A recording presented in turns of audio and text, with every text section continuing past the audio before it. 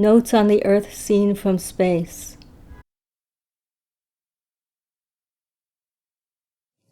Over and over the word fragile.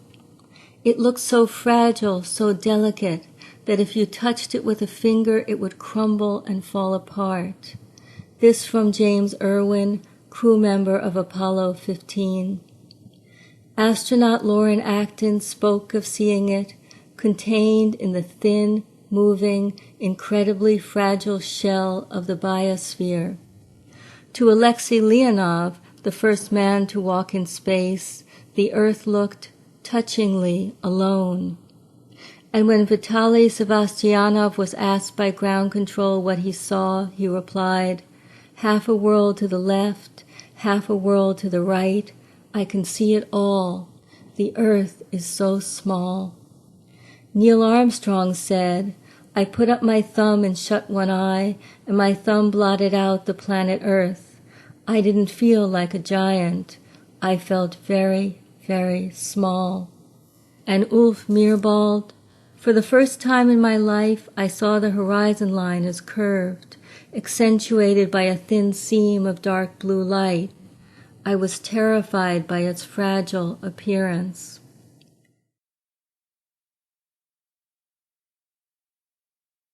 Is this what frightened you? Is this what you sought to combat and to flee?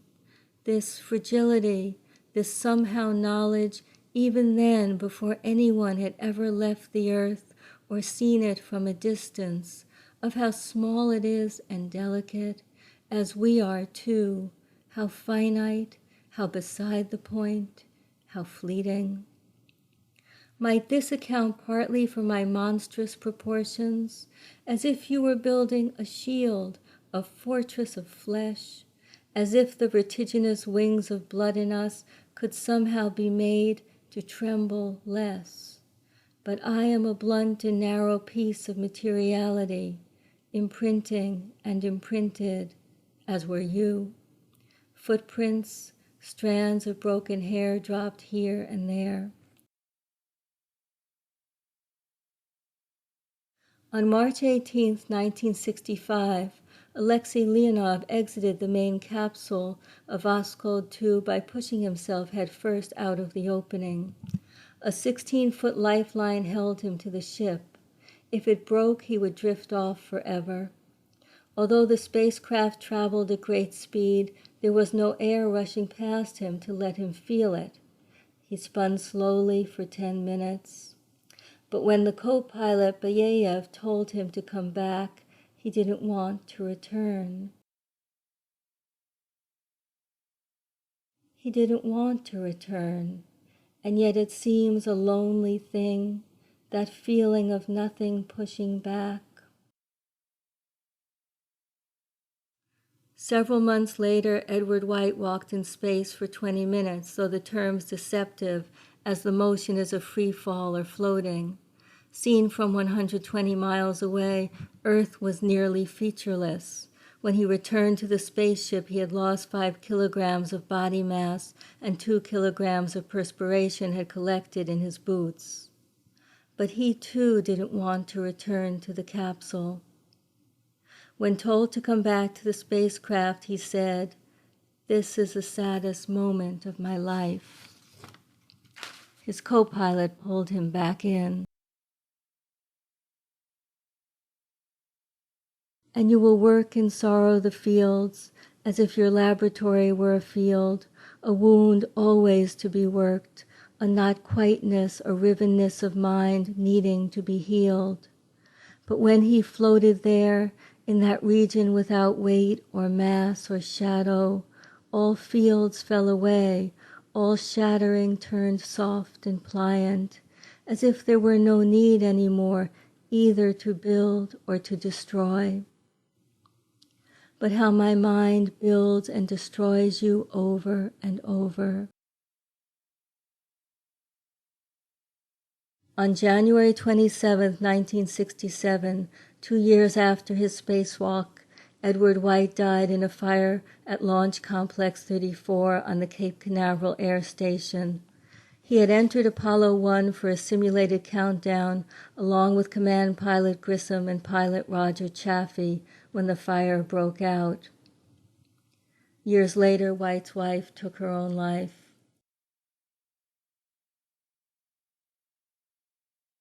How strange to see the earth from the sky and then come back, to float in space like that, barely tethered, earth a modest, uncrowned thing. So peaceful and so fragile, one called it.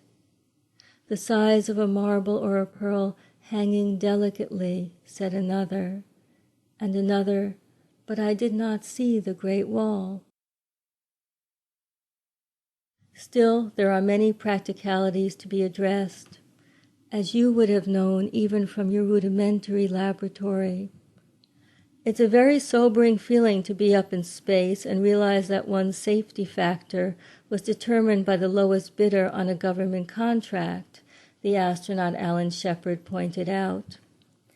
And Neil Armstrong spoke of a feeling that was complex, unforgiving. Lyndon Johnson said, "It's too bad, but the way the American people are, now that they have all this capability, instead of taking advantage of it, they'll probably just piss it away." But what would it mean to take advantage?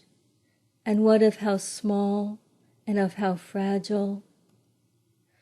Over and over the word fragile describing this world that has taught me such resistance, the heart of it and brutal and yet still.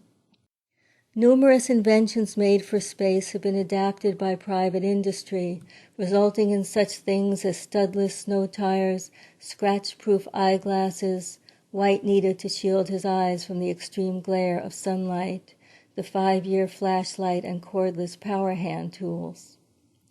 The U.S. Spacewalk of Fame Foundation was formed in the 1990s as a major component of a redevelopment master plan designed for Titusville's urban waterfront. There you can visit the gift shop at the museum and treat yourself, a friend, or a relative to a truly unique space-related gift. When Leonov and White floated in space, they didn't want to come back. They couldn't have known this beforehand. And what is a footstep then after that, and the feeling of earth so fragile, so small beneath a shoe, or the thin tether of breath, or a name, or a day, a boundary, a theory, a bond?